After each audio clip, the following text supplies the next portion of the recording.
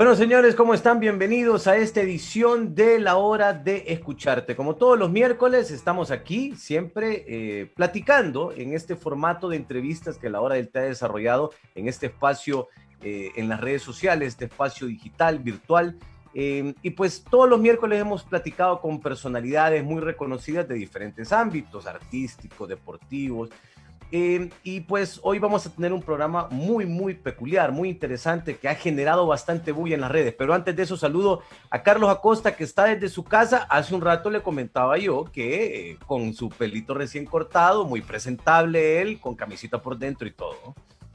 La camisita no está por dentro, es Ok. más, está bastante arrugada, pero fue lo más formal que encontré en este momento y a la mano, a la mano. Pero aquí estamos, Fernando, nuevamente en una edición de La Hora de Escucharte con un súper invitado, una persona que realmente ha causado revuelo en las redes sociales. Podemos decir que es el hondureño que más lives, más personas en vivo ha pegado en sus lives.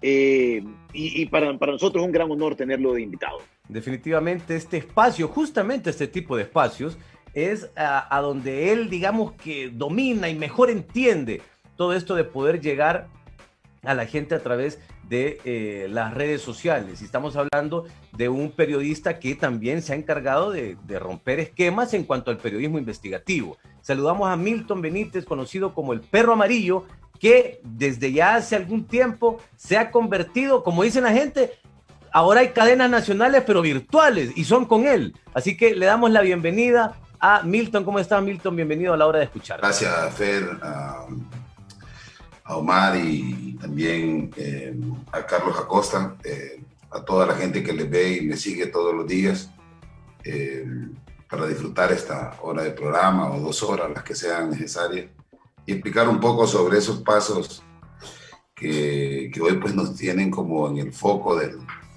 del referente, lo cual pues a veces no creíamos que podía convertirse un programa con mucho rigor, con mucha calidad en algo popular, porque generalmente se han pensado los programas que sean populares sin fundamentar un rigor o un trabajo. Y entonces sí me encantaría como hablar un poco de la diferencia de ese personaje y lo que también es Milton Benítez. Entonces, muy agradado de estar acá con ustedes esta tarde. Bien, lo que platicábamos con Carlos antes, primero, ¿de dónde viene? ¿No? O sea, ¿dónde nació? ¿Dónde estudió? ¿Dónde estudió? Sí, todo ese tipo de cosas para luego ya empezar a meternos en esa carrera periodística. Fíjate que yo nací en un barrio, cada quien constituye como como un calificativo de que nació en el mejor barrio, pero yo creo que es que el barrio de Las Mercedes y la Monseñor Fiallo son esos barrios como el Morazán, como la Flor del Campo, esos barrios que fueron de tierra hasta los 90 y que tenían sus escuelas y que se podía ir a la escuela a pie, aunque se llegara todo enlodado, y me tocó estudiar. Ha sido bastante famosa en Tegucigalpa, así como la San. Habían 2 escuelas, estaba la Monseñor Fiallos y la Lempira. Entonces yo estudié toda mi primaria en la Monseñor Fiallos y también en el Aguilar Paz, es decir, no me salí de todo lo que es el entorno de ese barrio. Y a los 12, 13 años, vinculado en los frentes estudiantiles y que yo tenía que estudiar en la noche porque también me tocaba trabajar en el día. Entonces, una niñez y una adolescencia bastante fascinante por las limitaciones que se tenían en términos de convivencia. Soy el último de 5 hermanos, entonces era como también sortearnos aquella compartición de actividades para poder sostener una casa. Y conocí primero el trabajo que la felicidad, pues entonces pero fue una niñez muy, muy intensa. Yo siempre hago la broma cuando me tocaba dar clase, que yo me hice lector por oficio. Yo lavaba carros frente al Ministerio de Educación, creo que ustedes están cipote. No lograron ver el Ministerio de Educación en Comayagüela, cuando estaba en la Primera Avenida. Había un parqueo... El que quedaba por el puente. Que quedaba por el puente. De hecho, siempre queda... Enfrente, ahora está construido un mercado. Ahí había un parqueo. Ajá. Y ahí se lavaban carros y ahí se vendían libros, que era el lugar donde se vendían libros usados. Pues don Fausto, el señor que vendía libros ahí, pues, a mí me tocaba leerle 3 libros para que me regalara un libro. Entonces a los 12, 13 años yo ya tenía la fortuna de haber leído la Ilíada. Entonces fueron esos momentos de la niñez que son irrepetibles, en una de las épocas con mayor nivel de seguridad en el país, con mayor solidaridad, donde se construía desde la pobreza el vínculo antropológico más fascinante, que es aquella vinculación social, donde las navidades, por ejemplo, no eran estas empayulecidas épocas de frialdad y frivolidad comprando mierda, sino que era ir a buscar la fiesta a la 1, 2 de la mañana, donde doña Carmen Chaías tenía abierto hasta las 5 de la mañana y había tamales para todos y todas. Es decir, mi niñez fue en esa época de los 80, 90, que es al país que queremos regresar, con un país sencillo, con vinculaciones, donde nadie sospeche del otro o la otra. Entonces, en ese sentido, pues ya con los frentes estudiantiles me tocó salir al exilio y yo tuve que ir a estudiar a Chile. Siempre tuve un vínculo por 2 ciencias que me interesaban, era o la ciencia jurídica o la ciencia social. En este caso, pues me interesó mucho desarrollar más ese proceso social y por eso la sociología para mí pues se volvió una pasión, pero no debo de ocultar que me quise sumergir en el mundo de la ciencia jurídica. Me fascinaba el hecho de poder indagar permanentemente cómo se constituía la libertad del crimen y a través de la impunidad. Entonces, toda esa etapa de mi vida, antes de ponerme en una radio o ponerme en un escrito, haciendo un artículo, fue muy fascinante. Yo disfruté los burdeles, por ejemplo, la zona de Belén, que lastimosamente cerró César Castellano y dio paso a la clandestinización de lo que hoy vemos pues como tráfico sexual, ¿va? Y que ahora lo publica Carlos Flores en la tribuna. Vaya uno a hacerse masaje, no sé. Entonces eso que nos robaron, pues yo bañé en el río El Nutre, pues, es decir, lo de los Laureles, donde no era una amenaza las inundaciones, excepto cuando ya se comenzaron a construir proyectos que le quitaban el cauce al río. Yo bañé en el río Motagua, en el que hoy es una gran amenaza, que te tirabas de la isla, yo iba a jugar fútbol a la isla, y todo ese río que hoy es una amenaza, era una de las bendiciones en los 80, 90 para ir a bañar.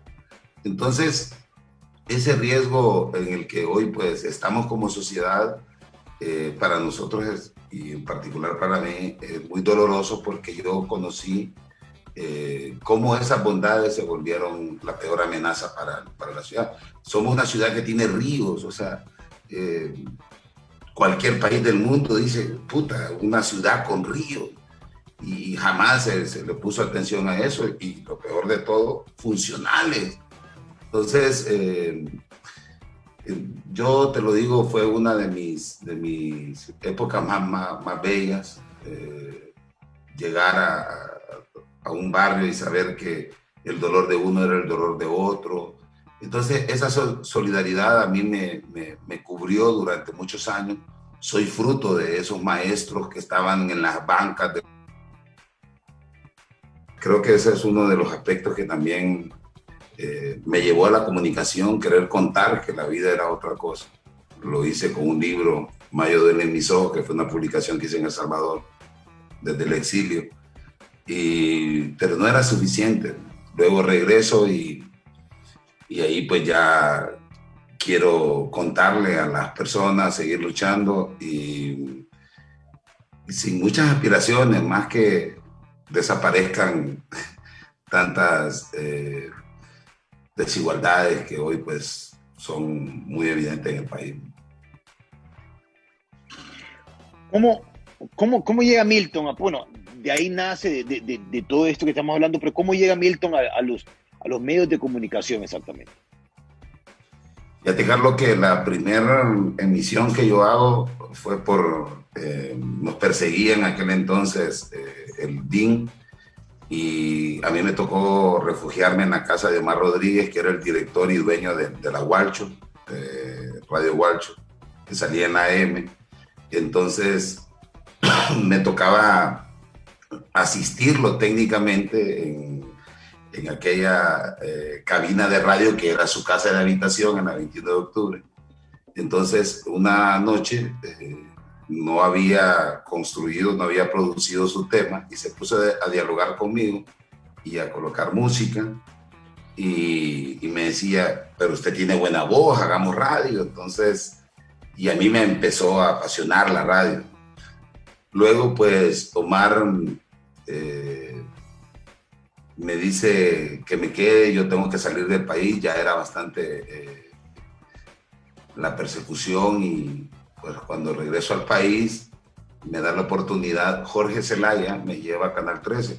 A mí me invitaban como analista político y era un permanente invitado en algunos canales, Armando Villanueva o Renato, el mismo Chabelo me invitaba y todo, pero luego Jorge Zelaya sale del 5, él era el que conducía el noticiero del 5 y se va a Hondurred. Quieren revivir Hondurred 2010-2011 y darle una nueva imagen, que fue que el boom de Canal 13, que iba a llegar Nelly Arteaga, Jofo y toda aquella cantidad de periodistas, a los que ellos llamaban periodistas de peso, Folgar y un largo etcétera. Entonces se nos pidió hacer un programa allí en el 13, y me decía Jorge Zelaya que lo que él quería era un programa con una visión diferente a dos personajes que tenían ya establecido un espacio que se llamaba Dígalo Como Quiera, que eran dos nacionalistas, uno que fue viceministro de Educación, Juan Carlos Contreras, y otro que conducía La Química del Amor, no sé cómo se llamaba, un programa de radio que salía creo que era Colindres. Sí, o sea, Edgar Colindres. Edgar Colindres. Pues entonces la idea era que eran dos cachurecos defendiendo el régimen espurio de Porfirio Lobo Sosa, y lo que querían ellos era pues que tuviéramos, que existiera ese contrapeso.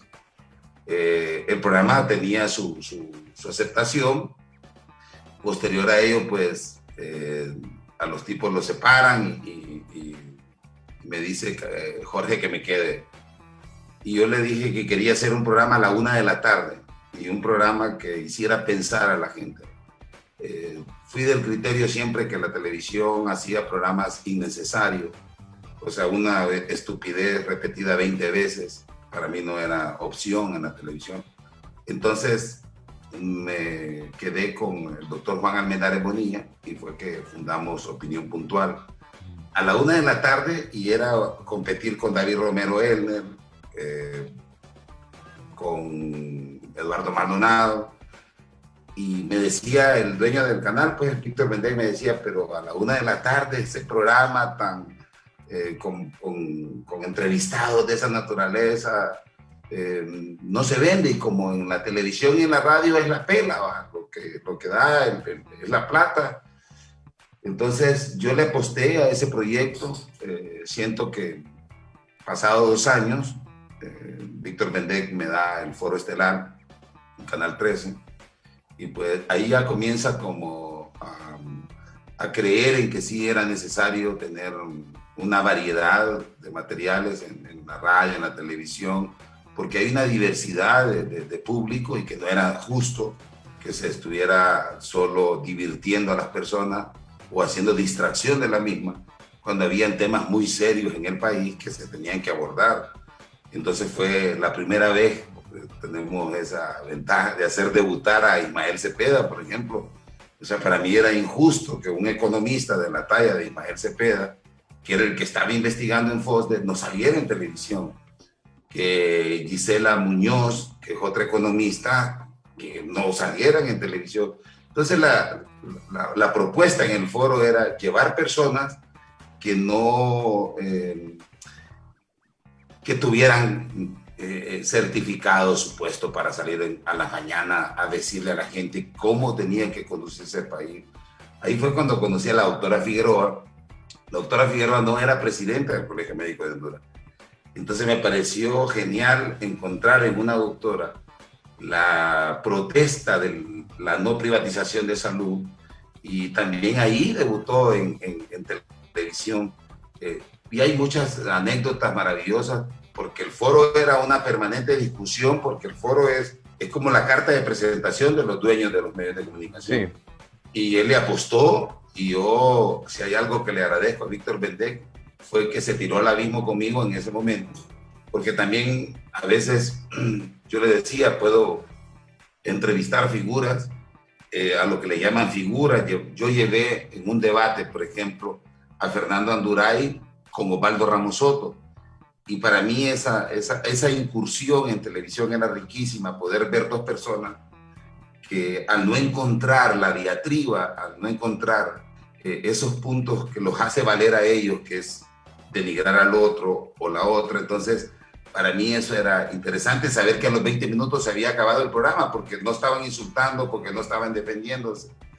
Entonces poner a un Osvaldo Ramos Soto y decirle qué es lo que se le propone al pueblo, que ya tienen ustedes 30 años de estarlo haciendo, porque no se ha hecho antes.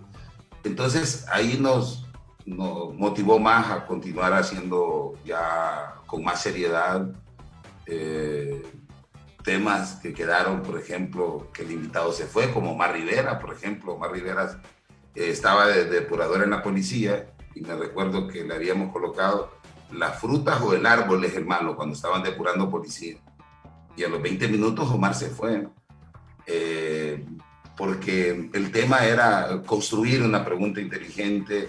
Y cuando digo inteligente, es una pregunta que el pueblo necesita saber. ¿Cómo es posible que me digas que 20 manzanas están malas en el árbol de la policía y que no querramos talar el árbol, pues, y que el árbol esté tutelado por personas con ausencia de moral? Entonces, ahí ya nos metimos en serio en la televisión, y eso de meternos en serio, pues nos costó también, nos censuraron. Fue un tema bastante difícil para mí, porque en ese entonces nosotros estamos en una investigación muy seria con Berta Cáceres.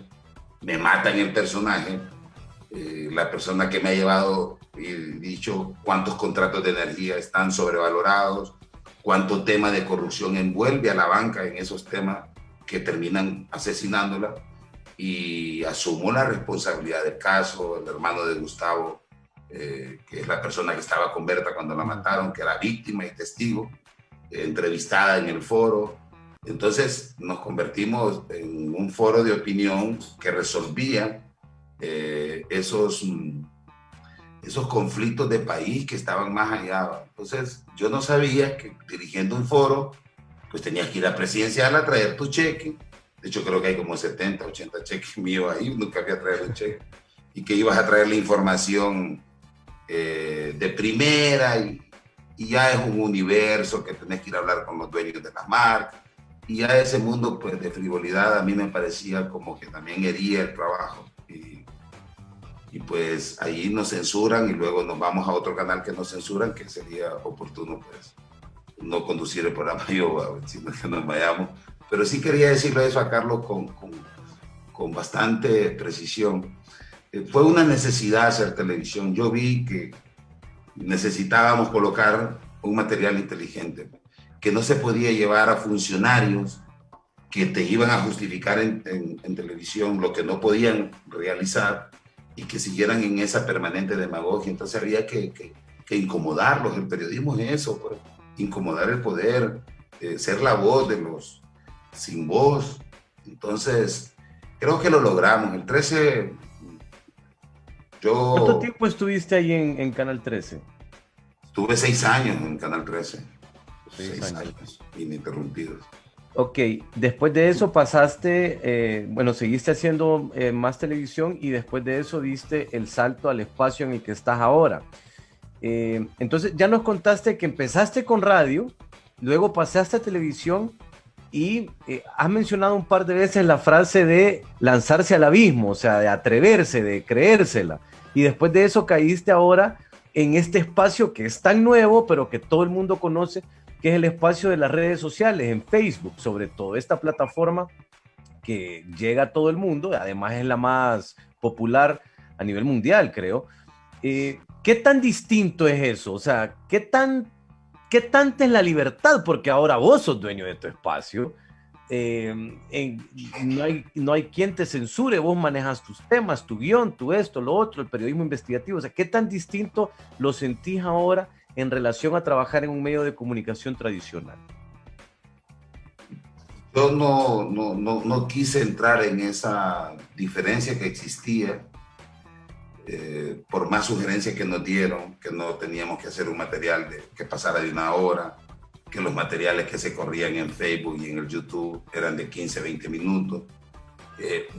Fue una avalancha de sugerencias, partiendo que yo no tenía Facebook hasta ese entonces. O sea, yo no creía en las redes sociales. O sea, para mí era una situación demasiado ligera, muy expuesta yo diría, a la vulgaridad. Entonces, yo, de hecho, en el 13, cuando yo era director del 13, una de las condiciones era que mi programa no se pasara en Facebook, que se quedara en televisión. Cuando a mí me censuran de UNETV, que tampoco para mí era una prioridad que se hiciera en Facebook. Si vos mirás la vida útil del Facebook, es cuando nace el perro amarillo. Pero yo no tenía Facebook, yo no tenía YouTube. Entonces, a mi juicio era entrar a un universo que te exigía que para ser visto hay que hacer materiales que diviertan, materiales con morbo, y yo decido hacer periodismo, por eso no me arriesgué a la diferencia. Y yo continúo haciendo el programa que hacía, con la diferencia que sí teníamos que crear un personaje que navegara en esa diversidad heteroideológica de un público que era diferente, que no estaba en el espectro televisivo o radial que fijamente no iba a estar viendo. Entonces, me recuerdo que llegaron unos estudiantes de Unitec, también expertos de manejo de páginas, y nos decían que era imposible que un programa de 1 hora se mirara en Facebook, pues, y que yo ya no tenía el respaldo de la televisión. Entonces les dije, bueno, esto lo vamos a hacer de 2 horas. Sí, ahora, estamos hablando de eso, ¿no? Que es un riesgo aventarse un solo a red. Entonces, dos preguntas. La primera, si te ofrecerían volver a la televisión, ¿lo verías necesario? O decir, bueno, ya tengo mi público en Facebook, ya estoy bien en Facebook.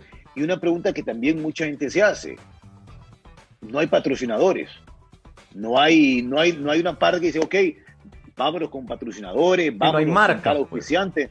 No hay marca. ¿De qué vive el programa? ¿De qué vive el perro amarillo? Y la pregunta esa de si volverías a la televisión o ya te sentís cómodo estando en tu propio canal de Facebook. No, para nada. Yo soy periodista, quisiera regresar a televisión. Me duele no estar en televisión, me duele no estar en radio. De hecho, inclusive un espacio, por lo menos en la televisión y en la radio, porque hay personas que no tienen uso de internet y que no nos ven. Y entonces, sí, no me siento cómodo. Esto es un medio que lo convertimos en un canal de televisión y hacemos televisión por internet, hacemos periodismo por internet, que era diferente a hacer materiales. Y luego, pues, con el tema de la marca y de los patrocinadores, ahí nos obligaríamos, porque esta pregunta es perfectamente con la anterior, decidimos qué era lo que íbamos a hacer en redes sociales. Y aquí no quiero atribuirme que el proyecto pues surgió solo conmigo. Yo ya ahí estoy acompañado o viviendo con Katia, conviviendo con Katia. Entonces, yo ya cuando me censuran de UNTV, digo, pero ¿cómo es posible pues, que estos tipos estén diciéndome qué tema va, qué tema no va? Entonces era como una especie de decepción. Yo estuve muy, muy mal, me sentí muy mal, el hecho de saber que hay temas que se les son negados a la población conocer, como por ejemplo la central de riesgo, el abuso y la estafa permanente de los bancos, la exoneración de los empresarios, eso es prohibido en televisión. Y obviamente porque están vinculados al auspicio de las marcas y del sostenimiento de los canales, algo que tiene un conflicto de base y que no debe ser así, porque si a vos te dan a promover un jabón, vos estás promoviendo que el jabón quita la costra, quita el mal olor, pero no te están diciendo que promociones un jabón para callarte, pues. Y que el dueño del jabón puede ser pedófilo, puede ser narcotraficante, y que no se lo vas a poder decir. Entonces, ese conflicto me motivó a algo, y es que dije, vamos a formar un equipo de trabajo que quiera tener esta visión de evidenciar que en Honduras los medios de comunicación están en manos de personas poco honestas y que monopolizaron los medios y que le arrebataron la libertad de prensa y la libertad de expresión al pueblo. El pueblo hoy de lo único que goza es de una opinión publicada, que es la voluntad del dueño del medio de comunicación. Si agarra el Heraldo, la Tribuna, va a leer lo que quiere decir Canaguati o lo que quiere decir Carlos Flores. Entonces, para nosotros, ese conflicto de base que lo continuamos confrontando, porque es un derecho humano la libertad de prensa. O sea, la información es un derecho tutelada por empresas privadas. Primer conflicto, para mí era inaudito pensar que si nos íbamos a ir a las redes, íbamos a tener que reproducir los mismos vicios corruptos. Y dijimos, bueno, no era tan difícil al inicio, que se pegaban 8, 10, 20 personas. No vamos a vender publicidad, vamos a hacer Perro Amarillo. Y el Perro Amarillo surge sobre esa plática con Katia. Yo estaba en una depresión viendo a Jesús Quintero, viendo a Jaime Garzón, viendo a Oriana Falachi, a todos los periodistas que son mis referentes, que los habían censurado, pero yo quería encontrar una respuesta del por qué censuran, y en todos encontré lo mismo, pues. O sea, el interés sobre el derecho. Entonces, Jesús Quintero había hecho El Perro Verde, Ratones Colorados, y pues el tema era hacerle homenaje a ese trabajo. Y ahí surge El Perro Amarillo, que era fusionar las censuras al periodismo y la libertad no convencional de Diógenes, un filósofo con el que me he identificado siempre, de que el hombre puede vivir y que le dé risa ver cuántas mierdas hay ofertadas en este mes racista que le llamaron Diciembre Negro, estos hijos de puta. Entonces era vivir demostrando que no se necesitan esas cosas convencionales, que no se necesita una pauta, que no se necesita transar con un banquero si realmente se quiere hacer periodismo, por la naturaleza esencial de mi periodismo, pues, investigativo, de denuncia y de solución. Entonces, la apuesta fue esa, pues. Y luego dijimos, hay que tirarnos al abismo, hay que hacer algo que no se conozca en el país. Y esto no era con pretensiones, no era presuntuoso para nada, solo queriendo hacer algo que realmente nos dignifique, pues, como cuando vos haces la hora del té, pues, o Carlos tiene que ir martes y jueves religiosamente a cortarse el pelo. Entonces, sí, o sea, querés hacer algo que lo disfrutes, pues, o sea, ojalá que hablemos 2 horas, 3 horas, pero que la disfrutemos, pues. Si se hace el periodismo, que se disfrute, pero Pero yo salí varias veces de un canal frustrado y cómo es posible que nos vayamos a convertir en esos payasos comunicacionales que hagamos reír o engañar a los demás y cuando nos montemos al carro o nos montemos al bus, puta, digamos, ¿y qué estoy haciendo con esto? ¿Para dónde voy? Sé que voy a cambiar con esto. Y yo me cuestioné seriamente eso y dije yo, enhorabuena que nos han censurado, pues, porque entonces está incomodando. Ahora, una cosa, Milton, ¿en qué momento desde que te pasaste a las redes sociales empezaste a ver ese crecimiento, esa efervescencia de que la gente se empezó a conectar? Porque si nos ponemos a ver estadísticas ahora del perro amarillo, uno se puede meter a una transmisión en la que tal vez no tenés un invitado y podemos ver fácilmente 15,000 personas conectadas, 17,000 personas conectadas. Cuando tuviste a Pepe Lobo, habían más de 50,000, 60,000 personas conectadas en un solo momento. O sea, eso es un récord en Honduras abismal en comparación a las otras cosas que pasan. No hay nada que le acerque. No, y en muchas otras situaciones de otros países, conectar 60,000 personas no es así, de fácil. Ahora, ¿cuándo te empezaste a dar cuenta? Hey, Katia, mira cuánta gente se está conectando. O sea, ¿en qué momento, después de que empezaron a notar ustedes eso? Fíjate que soy honesto y te lo digo desde lo más profundo de mi corazón. Jamás pensamos en los visores. De hecho, siempre fue una disciplina con el equipo de no tener que no nos determinara cuántas personas nos estaban viendo. De hecho, Whitney siempre lo cuenta como anécdota, porque Whitney es la tercera fundadora del proyecto. Dice, yo le dije, si hay 2 personas, con esas 2 vamos a hacer periodismo. Entonces, obviamente tampoco caer en la hipocresía de decirte que no va estimulando que luego pues sean más personas que lo compartan. Y ese fue, y lo que lo comprueba es que nunca pagamos un peso a Facebook ni a YouTube. O sea, nosotros nos llegaban notificaciones de decir, yo no lo entiendo, Fer, yo te lo digo, Carlos, y a la gente, no me van a creer, yo soy un pendejo cibernético. O sea, yo no tengo, a mí me dicen, hay que abrir un Instagram, usted en el TikTok, no sé qué puta, le digo, pero yo no le entiendo. Entonces me dice, bueno, pero le vamos a explicar, no, yo no le quiero entender a eso. O sea, yo quiero hacer periodismo nada más y lastimosamente pues los canales tienen precio y aquí pues yo puedo poner el precio. Inclusive para mí fue algo bien paradójico.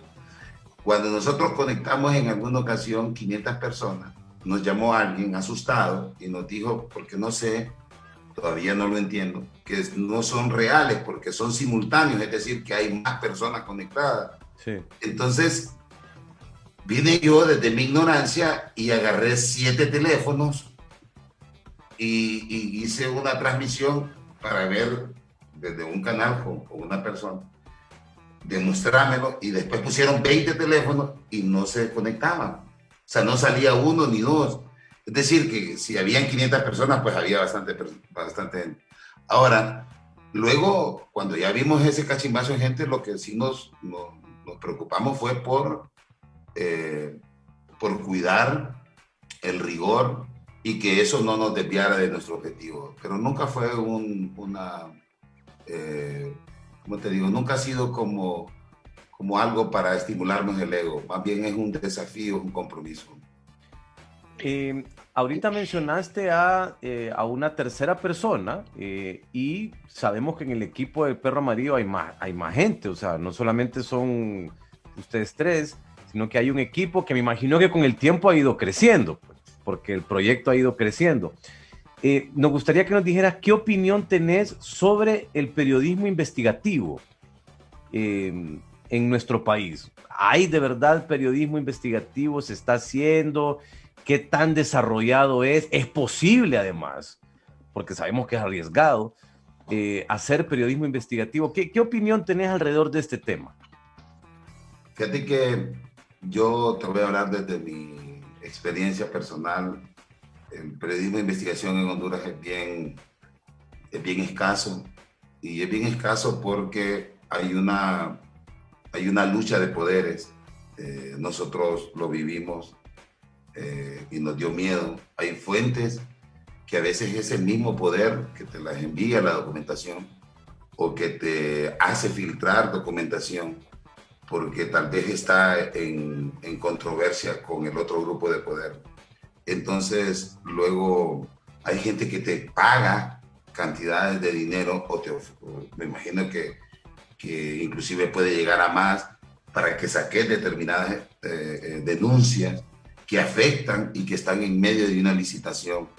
El periodismo de investigación lo entiendo como lo entendieron los y las investigadoras que son mis referentes como Pedro Bríger, Carmen Aristegui, es encontrar independientemente los hallazgos y obligatoriamente construir fuentes y construir testigos. Y desde ahí que para nosotros en Honduras sí hemos visto disfraces de periodismo de investigación, pero que por debajo lo que hay es una lucha de poder, y eso pues es muy peligroso, y sugiero a las personas que hacen eso, porque al final cuando ya se quieren deshacer, me imagino, y ahí penosamente tengo que plantearlo, a veces se confunde la chismografía con la investigación, a veces se confunde el insulto, la diatriba o la difamación a determinado grupo de poder con investigación. En eso, y a veces a nosotros nos confundían con eso, creíamos que eran un tipo histérico, odiando a Guillermo Hueso, o odiando a Camilo Atala o a Luis Larach. Entonces, y es por lo mismo que se ha venido gestando. Ellos conocen, ellos mandan información. Entonces, al final, pues nos dio la oportunidad de poder aclarar. En Honduras es muy escaso, y el que hay, con algunas excepciones, te lo puedo decir, es casi imposible que en un país como este las personas renuncien a sus deseos, a sus privilegios y poder investigar. Generalmente lo he encontrado en personas que vienen egresando de la universidad. Nosotros hemos visto investigaciones serias y las otras investigaciones son de personas que no hacen periodismo.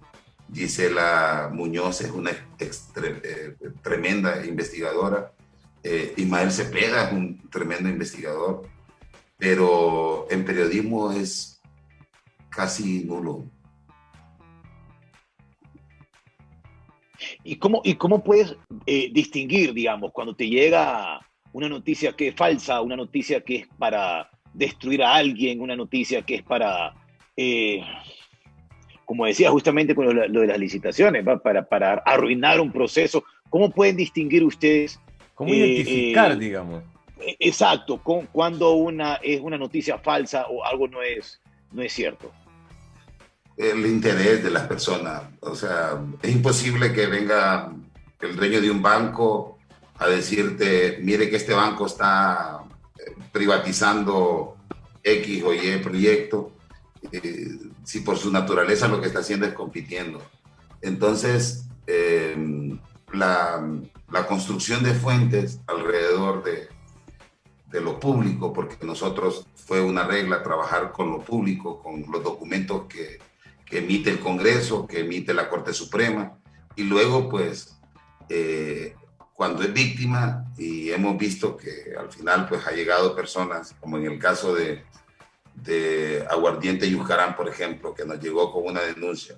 Era una víctima absoluta de un banco que le había robado un patrimonio que había dejado el papá, y al final se lo terminó pagando como quisiera. Entonces yo me reuní con la fuente, vi la documentación, no tenía interés de hacerle daño al banco, no tenía interés de ganar una demanda, pero le habían dado la razón en los tribunales, pero el banco había pagado a los jueces y punto. Entonces, ese tipo de libertades sí nos podemos dar en la investigación. El 80% de una investigación tiene que partir de lo público. porque todo lo privatizado, todos los negocios y licitaciones están colgadas en los portales. Y de ahí, pues, lo que hay que hacer es un trabajo de ratón. Aquí la gente a veces ha creído que es el estilo Sherlock Holmes, aquel tipo con una solapa que llega a las 12 de la noche, así un misterio bien. No, aquí hay que echar verga de verdad. O sea, yo quiero pasarte aquí, por ejemplo, o sea, de trabajar. Llegaste en post-it. Sí, o sea, es un trabajo de ir al lugar, sí, de sacar la no es solo llegar y no es solo llegar y preguntar, o sea, si hay que realmente hay que excavar, pues. Por así decirlo. Hay una regla en la investigación. Si es fácil, no es investigación.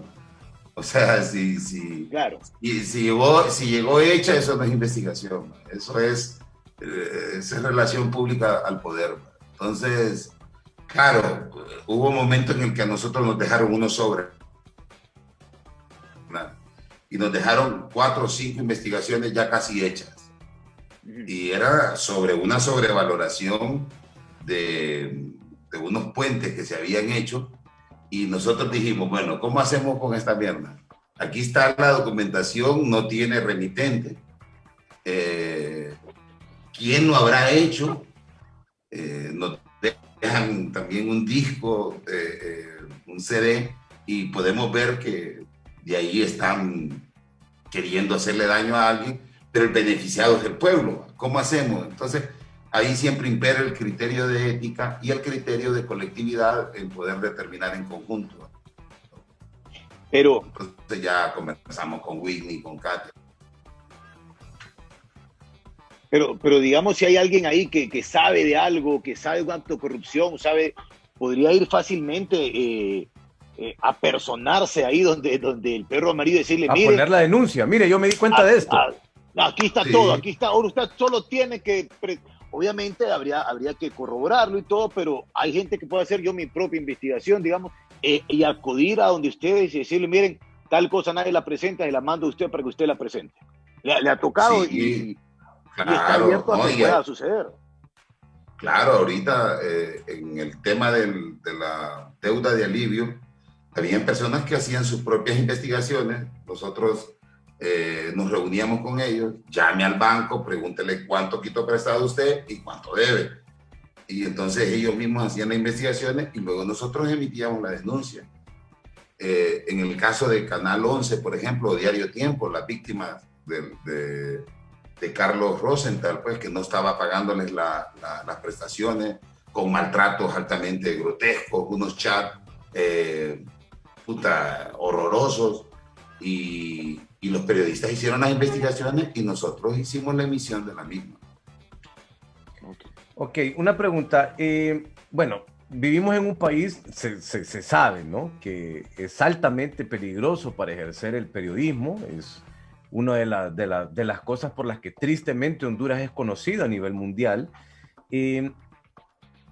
La pregunta es si has tenido temor, o la gente alrededor tuyo, la gente que te conoce, que te quiere, tu familia, en algún momento te han dicho así como, Milton, bájale un cambio, este país es peligroso, tengo miedo, o vos particularmente, personalmente, has tenido en algún momento temor? Fíjate que le hemos tenido temor más a que esto se normalice y que yo soy de las personas más temerosas que vos haya podido conocer. Katia y Whitney, por supuesto que... pero le tenemos pavor a que esto se normalice, pues, a que hoy una persona es ladrón y está yendo como candidato presidencial. Y te estoy hablando de 3 personas que nosotros ahorita tenemos investigaciones serias en actos delictivos de lavado de activos, como Mauricio Oliverrera, Tito Narri Alzura, que a veces el Ministerio Público no tiene las agallas de dar los créditos. Esas investigaciones las hicimos nosotros de Tito Narri Alzura. Eso no fue una filtración o que Juan Orlando quería hacerle daño a Tito Narri Alzura. Y nosotros hemos presentado un legajo de investigaciones sobre algo que partió de una declaración de Marcia Villeda, cuando dijo que esta capital estaba empeñada y que Tito Narria Fura estaban en una contienda. Yo bajé ese video y comencé con el equipo a buscar cada una de las escrituras, cada uno de los fideicomisos. Y este tipo es un jayán. O sea, tiene sobrevaloraciones con la compañía Santos con más de 186 millones. Y estos tipos son candidatos presidenciales. Entonces, a eso le tenemos temor. A que se normalice, a que una persona diga, yo vengo de estar preso, yo ya pagué y yo puedo ser presidente. Entonces, eso sutilmente es establecer estándares que ya no los vamos a poder desmontar si no los paramos ahora. Y a eso le tenemos miedo. Como lo que yo te decía, me siento muy cómodo en esta entrevista, porque como te decía yo me sentí bien en los burdeles, me sentí bien. Cuando digo esto, es en aquello que no era clandestino, pues. No era que era un visitante asiduo o que era un tipo que yo necesitaba. No, el problema era que ahí había y no había muerto. Nosotros tuvimos la tasa de mortalidad por cada 100.000 habitantes más baja de Centroamérica y Latinoamérica cuando no se habían clandestinizado los comajones en San Pedro Sula, el barrio inglés. Es decir, cuando no le habían puesto esa secretividad a las cosas, pues cuando no era aquella, ¿quién? Pues es que yo estoy ya más viejo que ustedes, pues, pero vos te ibas al Boulevard Juan Pablo, ibas a Domos, a Tropical Port, a Gemelas, el barco, puto, y vos agarrabas el bus a las 5 de la mañana, Fer, Carlos, puta, y tomabas Osmil afuera del hospital escuela, te ibas a las 5 de la mañana y no te iban a matar, cabrón. Entonces, ¿cómo es posible que hoy, con un presupuesto en seguridad demente, con más policías, con más militares, o sea, solo un orate como Juan Orlando puede creer que es construyendo códigos altamente punitivos, construyendo cárceles? Pero es que cuando construyeron una cárcel, cerraron 5 ríos. Cuando construyeron la tolva, cerraron y privatizaron la educación, pues. Entonces, esa estupidez a mí me llena de temor, me da miedo. Tengo niños pequeños y van a crecer en un país demente si nosotros no detenemos esto. Van a padecer, lo estamos viviendo nosotros. Vos querés ir a comerte un tamalito en Doña Chila al mercado los viernes en la feria del agricultor, sin temor a que te van a matar, cabrón. O sea, nosotros hemos sido tan nobles que lo que hemos querido es vivir en Honduras. Ahora, los banqueros y los empresarios tomaron esa tercerización o esa descentralización de la corrupción en los políticos más nefastos de la historia y convirtieron de ellos el mejor vehículo para poder hacer un traslado de valores, que eso sí me da temor. Más que un par de balazos o que nos allanen las instalaciones, que nos hagan atentados. Yo le temo más a rendirme y decir, tiene razón Tito Narria Fura, tiene razón Elvin Santos, que hay una persona privada de libertad que le llevó 99 millones de pesos y que el banco se los aceptó en efectivo sin ningún temor, pues. Y que eso se normalice, a mí me da miedo, porque hoy, pues, te lo dice televisado. A mí la embajada de Estados Unidos me dijo que no contara votos, que me dejara de esa mierda, que no contara votos y que aceptara a Pepe Lobo. Entonces yo digo, los hondureños y hondureñas estamos entendiendo qué nos dicen. O sea, cuando Yadira Mengaña hizo una entrevista a Yanni, le dice, mira, siento un gran temor, le dice, pero tengo que hacerte esta pregunta. ¿Cómo fue lo de los cachillos? Y le dice Yanni, yo no pude pararle, pero pasaron 5 años. Y yo tengo él solo declara que son 3 cuentas. Yo tengo 31 cuentas de la familia Rosenthal con los cachillos. Y no solo de producto de intercambio de carne. Entonces decimos que este tipo tenga la osadía de decir voy a optar por un cargo de elección popular. Tiene 300 familias sin poderles pagar sus prestaciones, cabrón. Lo hicieron rico y no reconoce el derecho laboral y este tipo te habla de trabajo. Entonces, ahora, él solo puede decir eso porque tenemos décadas de estar normalizando lo corrupto, normalizando lo pando, normalizando lo mediocre. Y como te digo, pues, si eso se sigue normalizando, mis hijos e hijas van a estar más cerca de una bala que de una computadora.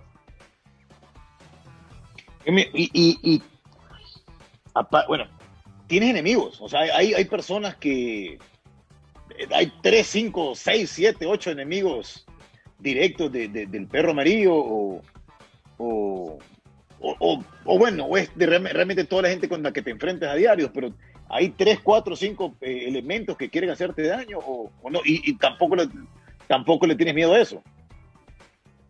Bueno, me quisieron quitar la libertad ficosa en tribunales, la FICE, Banco Atlántida, nos fuimos a juicios. Los dueños de Banural, demostramos que el dueño era Evelio Reyes, pues, y entonces yo le pedí una explicación. Es tan fructífero los diezmos o la ofrendita que este tipo de banquero. Entonces, el lavado de activos de Banco de los Trabajadores nos llamó en vivo la persona que estábamos señalando, que era y ahora pues continúa siendo el presidente de IDECOP, el Instituto de Cooperativas, lo que antes era la FACACH, y nos llamó en vivo, pues, y le dije, sí, pero es lavado de activos. Sí, pero eso es bien grande y no lo va a poder, pero es lavado de activos, pues. O sea, Vilma Morales aceptó como presidenta de la Comisión Nacional de Banca y Seguro 300 millones en pacas. Y la escritura pública la hizo Ana García de Hernández. Eso es lavado de activos. O sea, y con ojo dinero y con esa cantidad de droga que metió Tony, solo puede venir del narco, pues. Pero si no, sentémonos en un juzgado y arreglamos las cosas civilizadamente. Entonces, claro, esas personas son enemigos naturales de la verdad. No son enemigos de Milton Benítez, de Katia Lara, de Whitney Godoy, o ahora que el equipo ya creció, pues estamos hablando más de 15 personas. Pero es que los corruptos son enemigos de la verdad. Los corruptos son enemigos del espejo, que los hace ver qué tan endemoniados están, pues. Y yo vi a Guillermo Hueso, donde lo habíamos... Puta, tenemos todas las pruebas. Yo sentí miedo ahí, Carlos, te lo digo honestamente.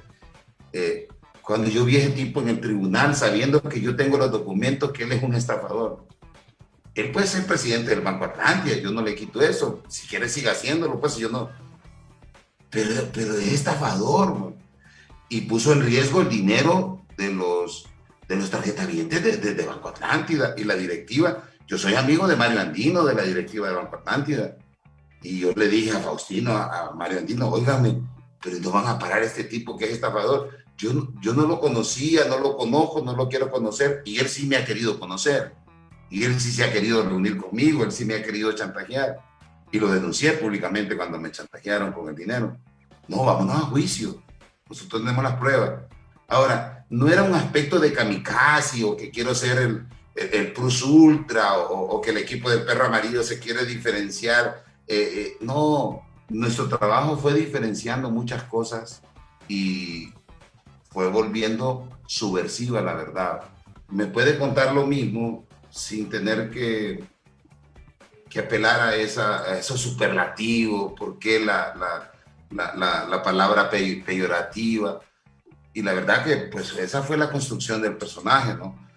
Y contra esos riesgos sí teníamos que enfrentarnos. Me enfrento diariamente, libretear un programa. Nosotros hacíamos los programas solo los sábados del Perro Amarillo.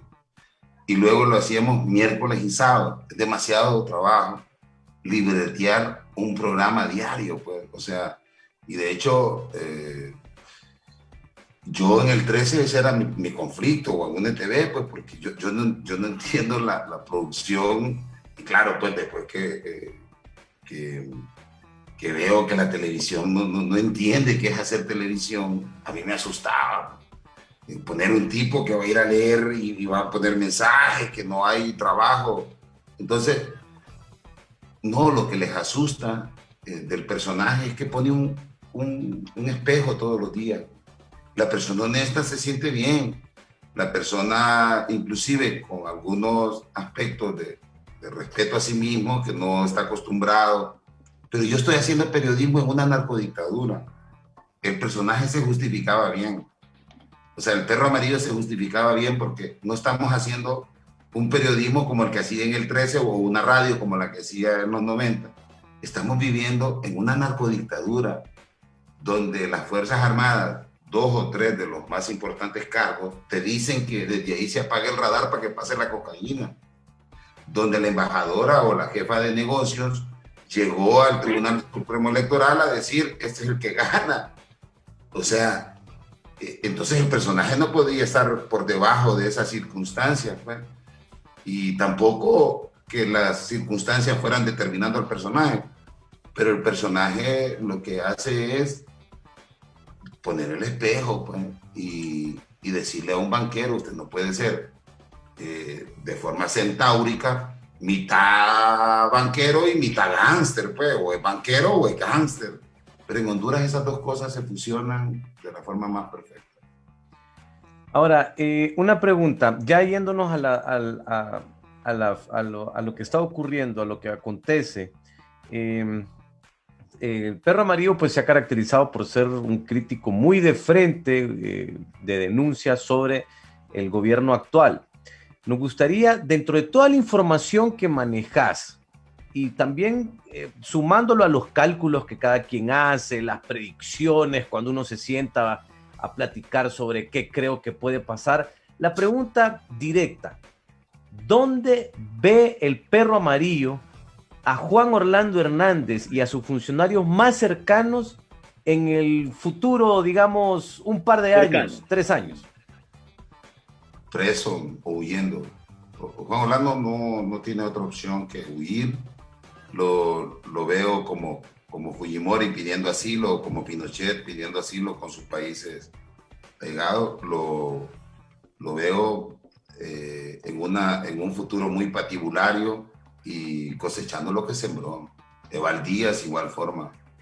David Chávez, toda esta gente que está involucrada en serio con la corrupción, que volvieron una norma conductual y que ya cobró un carácter ontológico en ellos, son delincuentes. O sea, yo jamás, y te lo digo, Varela y Carlos, y a la gente que nos ve, jamás ofendo a una persona. Yo fuera del personaje o con el personaje mismo, jamás ofendería a una persona si es honesta o solo por sospechas o por indicios.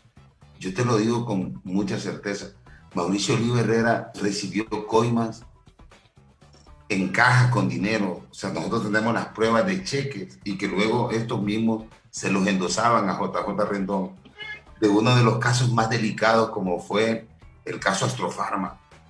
O sea, Mauricio Oliva, nosotros tenemos la confesión de él de haberle entregado 5.000 millones a Juan Orlando para la carretera de la zona noroccidental y no realizar ni un tramo de cemento en esas carreteras. Entonces, que este tipo de gente que sabemos que vamos a recuperar el país y que sin duda alguna ya quedan menos de 360 días para que estos tipos vean o se empujan del todo y se hacen se ponen el uniforme militar y el de narco y nos dicen, bueno, aquí hemos estado con esa hipocresía de que esto es una democracia cuando esto es una dictadura. Pero yo los veo privados de libertad y huyendo. Un futuro bastante ganado. De hecho, están mal, están como ratas. Pues. Sebal Díaz era un pastorcito que estaba en una iglesia. Pues. David Chávez era un muchacho que andaba creyendo que... Pero se fueron empoderando de unas herramientas muy peligrosas. Y esas herramientas hieren al final a ellos mismos. Una consulta, ahorita con el cambio de gobierno de Estados Unidos, ya confirmado pues que gana Joe Biden, ¿ve algún cambio de la política gringa con esto del Triángulo Norte? ¿Ve un cambio en las relaciones con Honduras o qué nuevas o qué consecuencias vendrá la llegada de Joe Biden al poder con relación a Honduras, a lo que está sucediendo aquí en Honduras?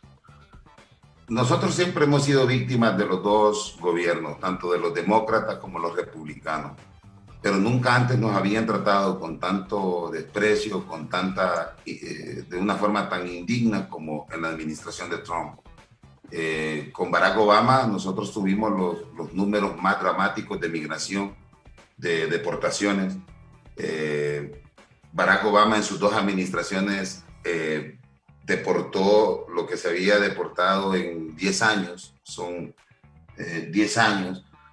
Entonces, la política exterior, Honduras no es un fenómeno aislado, va a caminar mejor, por lo menos teniendo la dignidad que en Honduras no hay embajador, solo hay jefes de negocio. Tenemos sobre estas administraciones que no volvieron a colocar un embajador o embajadora. Y lo otro es que a Trump se le hacía muy fácil hacer esas alianzas naturales con tipos cuestionados y vinculados o condenados con temas como la corrupción y el narcotráfico, que él mismo lo dijo en algún momento, y por eso quitaron la ayuda del Triángulo Norte para la Prosperidad. Pues. Los dos presidentes que se vincularon con Juan Orlando Hernández están privados de libertad, que firmaron eso, Tony Saca en El Salvador y el señor Otto Pérez Molina en Guatemala. Solo falta Juan Orlando Hernández. Pues. Entonces, los demócratas no nos van a salvar, tampoco queremos que nos salven, pero por lo menos va a establecerse una relación de dignidad.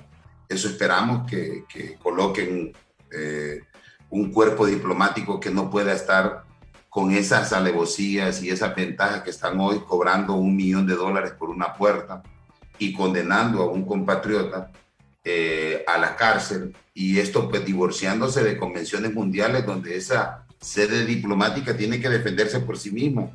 Hoy la Fiscalía hondureña le está haciendo el trabajo a los Estados Unidos para condenar a un hondureño. Eso ni en el África, que se vaya con un tambor, pues. Y los jueces americanos están haciendo el trabajo de la Fiscalía hondureña. Entonces creo que ese orden de cosas sí puede cambiar y traer beneficios en torno a revisar el tratado administrativo de extradición. Si van a mandar pues 2 narcos, si mandamos a Juan Orlando, que es un narco grande, pues denos un chelito, pues. ¿Quién le recibía la droga a estos tipos, pues? Entonces, si van a incautarle el banco a Gianni Rosenthal, pues díganos cómo funciona ya la banca que recibe ese dinero, porque también está vinculada en lavado de activos.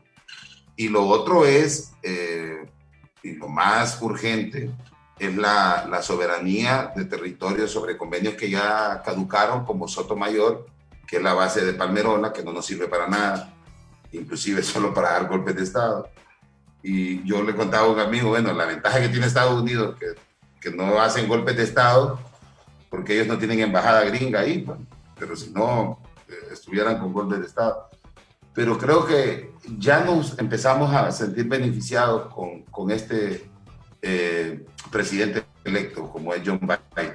Vemos a Trump sin una justificación racional, sino más que sus paranoias y sus sospechas, con el señor Giuliani, que cobra $20,000 diarios, y un ejército de personas que quieren construir un fraude, decir que Estados Unidos, pues sí hay fraudes, y de hecho los hay, pero no en la dimensión que lo está planteando Trump. Pero ver ese tipo que corre al de ciberseguridad, que le dice, no hubo fraude, Trump, perdiste, punto. Y le dice, bueno, separado. Entonces, ese tipo de neo-Hitler, a nosotros nos va a venir bien el hecho de volver a reunificar 660 familias que están ahora mismo con niños en Estados Unidos y los padres no sabemos dónde están. Y lo otro es que no nos ayuden, pero que no nos jodan. Porque aquí te dan una manzana y te roban la tierra, pues. Entonces nosotros lo que necesitamos es autodeterminarnos, autodesarrollarnos como país y tener relaciones con todo el mundo. Honduras no puede estar como un patio trasero de los gringos. Una pregunta, Hablabas hace un ratito de que al gobierno le quedaban 360 días, menos de un año. Y esto nos lleva a hablar un poco de la escena electoral, ¿no? Que ahorita pues ya es noticia, ya hay una convocatoria, ya hay movimientos internos que están inscritos, que se van a someter a un proceso primario en marzo. ¿Cómo ves todo esto, el panorama electoral actual, y si lo comparáramos con lo que estaba pasando en el proceso anterior? Eh, ¿Cómo lo interpretas?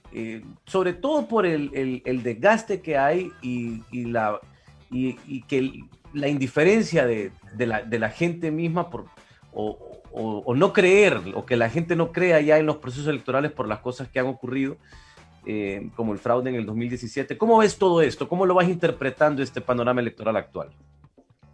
La opción para personas diferentes a dirigir el país. Yo he recogido todas las consignas electorales que han hecho los movimientos, tanto de Libre, del Partido Nacional, del Partido Liberal y de demás partidos, y es una basura. O sea, que me vengan a decir a mí, te vamos a dar trabajo, te vamos a dar salud. O sea, son inorgánicas propuestas que develan el colapso de una clase política tradicional que nos ha llevado a esto, a un rincón demasiado oscuro, ingrato, pero que solo es para los mismos y las mismas. Entonces, creo que han destapado su fecha de vencimiento, ya no le pueden ofrecer nada al país, un país que tiene comprometido el 55% del Producto Interno Bruto con la deuda pública, un país que privilegia a un sector parasitario como la banca y que condena a más de 1,5 millones de personas en la central de riesgo de manera ingrata, injusta. Entonces, y que esa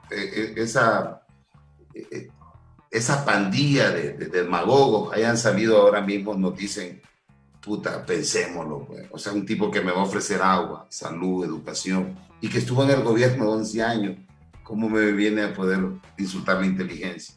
Y luego, de hecho, en Libre miré algo altamente dramático, obsceno, y es prometer ser oposición. O sea, me vas a decir que voy a necesitar que estén silbando con un pito 6 años más. O sea, aquí hay temas torales y que son bien fáciles. Aquí hay personas que mueren de hambre y unos que mueren de colesterol. Y los que mueren de hambre son el 85% de las personas que estamos con un riesgo de ser asesinados o asesinadas, de no tener la posibilidad ya de matricular a nuestros hijos e hijas en una universidad. Y si los matriculamos tampoco tiene sentido, porque después de que dan todo ese recorrido hay una ley de trabajo temporal que le dice al patrono que te va a contratar como él quiere, cuando quiere, y te va a pagar como él quiera.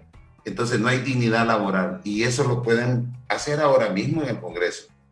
Luego, no hay investigación penal sobre esos actos de corrupción que se tejen desde el Congreso para esa clase parasitaria. Pero para sacar a Chinchilla se puede, con 65 votos lo saca. ¿Por qué no se une la oposición ahí si son mayoría? El Partido Liberal y el Partido Libertad y Refundación en los últimos 2 procesos han sido mayoría. Es decir, el Partido Nacional eligió una corte en el 2014 con 41 votos y era constitucional, o sea, necesitaba más de 86 votos. Sí. Eligió un fiscal, generó la mayor cantidad de contratos y de concesiones que hoy nos tienen en esa relación PIB-deuda, sin que podamos sacar a un niño que nace ahorita, como mi sobrino que acaba de nacer, ya debe $2,000. Y no ha empezado a respirar. Ese es el país que nos tiene.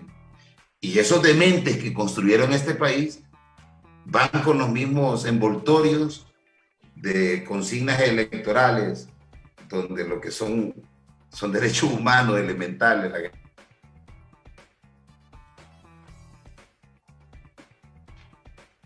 Eso, privilegiado, tutelado por la banca. O sea, aquí los banqueros, Freddy Nasser se compró en $3.800 millones. Se acaba de comprar Citibank y Banco Cuscatlán, perdón, Scotiabank y Banco Cuscatlán en El Salvador, Freddy Nasser, 3.800 millones de dólares.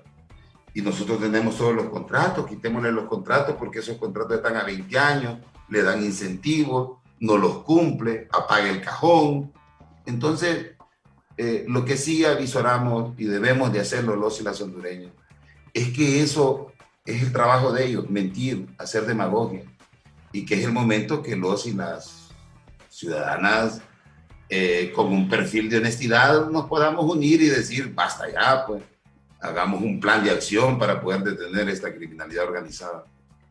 Y hablando de eso, justamente lo que acabas de mencionar, lo de unir, ¿ves la posibilidad de una alianza para estas elecciones, para hacerle frente al Partido Nacional? No, el tema de ellos está por encima de las necesidades del pueblo. Yo le dije a un amigo recientemente que nunca había podido ver un liderazgo tan irresponsable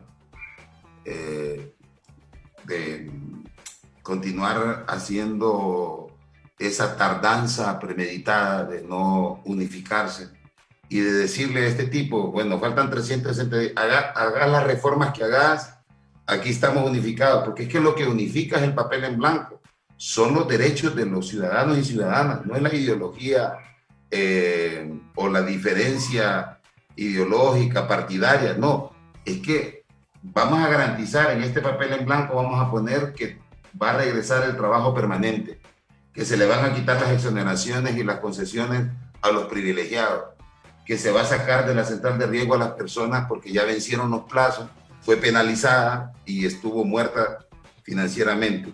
Vamos a nacionalizar la salud porque es urgente, la gente se está muriendo por un problema intestinal y lo están convirtiendo en negocio los bancos y eso tiene que parar porque tiene que ser tutelada por el Estado. Entonces, lo que une son los criterios, son los compromisos y eso es lo que no los ha dejado unificarse a los opositores en el programa que le tenés que presentar a la gente. Para sacar a Juan Orlando Hernández, se van a querer unir después de las internas cuando ya todo el mundo esté pedaceado. Y eso la gente lo está condenando. Y lo está condenando ahora con una fuerza más evidente. Porque es que no le sirve de nada cambiar de pendejo, pues. Si se van a mantener las concesiones, si cuando vayas a San Pedro tenés que llevar listo 250 lempiras para los camiones que llevan productos, o en el caso de un carro liviano tiene que llevar 4 peajes, 100 pesos, pues. O sea, y las carreteras las hicieron con el pisto nuestro. ¿Y por qué vas a traer inventados colombianos y peruanos a que me cobren, pues? Ahorita los deslaves comprobaron que la CA5 no la está limpiando COVID, no existe, la está limpiando el ejército. Entonces, esas estafas, donde hoy te llega el recibo de 5.000, 7.000 lempiras de la EH y te puede pegar una úlcera, pero no tenés a quien te lo resuelva. Y que es una de las investigaciones que les ha dolido ahora mismo cuando le hemos dicho a la gente, ¿por qué no nos meten preso? No pague la energía porque se lo están robando los Atala. Y lo pudimos probar. Entonces, regresémosle el ENE al pueblo. ¿Y por qué no le puede regresar al pueblo lo que es del pueblo? Regresémosle en tutela al pueblo, pues, que lo dirige el pueblo. No, pero es que las administraciones han sido corruptos, solo iban a leer periódicos. Sí, pero es que pusieron pendejos activistas de los partidos, pues. Pero aquí hay economistas, a cual mejor, financistas, técnicos, ingenieros, desempleados y desempleadas. Y rompamos el monopolio que tiene Tabel Otero y que tiene Freddy Nasser contigo y claro. O sea, ¿por qué tenemos nosotros que estar subsidiando a inversionistas que no le dejan nada? Es decir, yo eso jamás se lo comprendí a los opositores.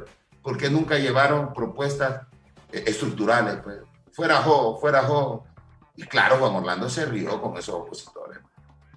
Ahora, lo ves todavía más complicado ahora, porque ahora todo el mundo está hablando de que no, que bueno, que ya se probó en una alianza electoral, en aquel momento el Partido Liberal no se quiso unir, pero se demostró fuerza, hubo efervescencia, hubo motivación, y esto y lo otro, se demostró que la estructura de un partido se puede juntar con la popularidad de alguien y este tipo de cosas. pero ahora lo ves más complicado aún después de ese ejercicio del 2017. Fíjate que me voy a atrever a decirte algo en este programa que de hecho hemos evitado decirlo en nuestro programa con mayor claridad. El poder tiene un problema serio. Esto, si no se cambia, esto va a terminar en una violencia el próximo año. Aquí esto va a dar paso a una recuperación o a una especie de conflictividad inmanejable. Y en este caso, los que tienen más son los que van a perder más. Y es algo al que se puede evitar llegar porque nadie quiere un conflicto, nadie quiere una salida bélica. Pero que estos cálculos le van a servir a los políticos, están pendejos. Si Mel cree que esos cálculos, o Luis Zelaya o Narrala, le van a servir esos cálculos de decir, vamos a ver que el pueblo no ha salido del charco, todavía tiene el agua aquí en San Pedro Sula. Cuando esa persona salga de allí, cuando comiencen las deportaciones, ahorita van a deportar no menos de unas 50,000 a 100,000 personas en este primer periodo de Biden, porque los puestos de trabajo se perdieron alrededor de más de 20 millones de puestos de trabajo en Estados Unidos, que lo está reclamando el anglosajón, y se va a volver una necesidad de recuperación económica para Estados Unidos de volver hondureños y hondureñas, y no hay una planificación para esa recepción porque nunca han existido. Solo existen para ir a pedirles el voto y que nos manden 16 millones de dólares diarios, el sector más productivo que tenemos en el país. Un país que vive de dos cosas, de exportar seres humanos y exportar cocaína, nada más.